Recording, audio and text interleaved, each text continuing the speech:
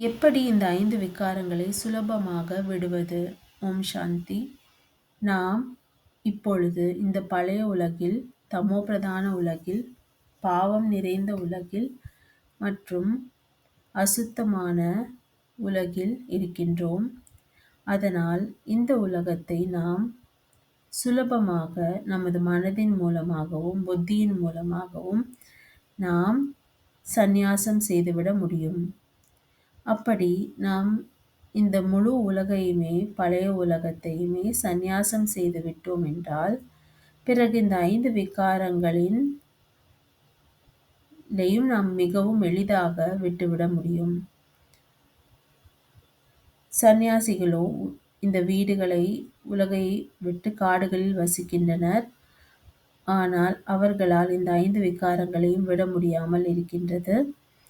ஆனால் நாமோ புத்தியின் மூலமாக இந்த பழைய உலகத்தை, சீச்சி உலகத்தை முழுவதுமாக சந்நியாசம் எளிதாக செய்ய முடியும். ஏனென்றால் இது பழைய உலகமாக இருக்கின்றது. இதன் மீது பற்றுதல் இல்லாமல் இருக்கின்றோம்.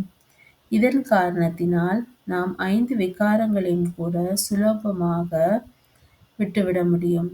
எங்கே உலகின் மீது பற்றுதல் இல்லையோ அங்கே 5 விகாரங்களும் நமக்கு தொந்தரவு செய்ய முடியாது. அதை சுலபமாக வெற்றி அடைய முடியும். மேலும் அதை விட்டுவிட முடியும். ஏனென்றால் தந்தை கூறுவதோ, இந்த 5 விகாரங்களை தானம் செய்து விடுங்கள் அல்லது 5 விகாரங்களை விட்டுவிடுங்கள். அதற்காக இந்த முழு உலகத்தையும் நாம் சந்நியாசம் செய்துவிட வேண்டும். நாம் ஸ்தூலமாக சந்நியாசம் செய்வது கிடையாது. ஆனால் நம் புத்தியின் மூலம் அவற்றிலிருந்து விடுபட்டு இருப்பது, அதாவது பற்றுதலிலிருந்து விடுபட்டு இருப்பது. இது மிகவும் சுலபமான முறையாக இருக்கின்றது. இதன் மூலம் 5 விகாரங்களும் எளிதில் நம் வசப்படும். அதாவது அவைகளை வெற்றி பெற்றுவிடலாம். மேலும் அதை விட்டுவிடலாம். ஓம் சாந்தி.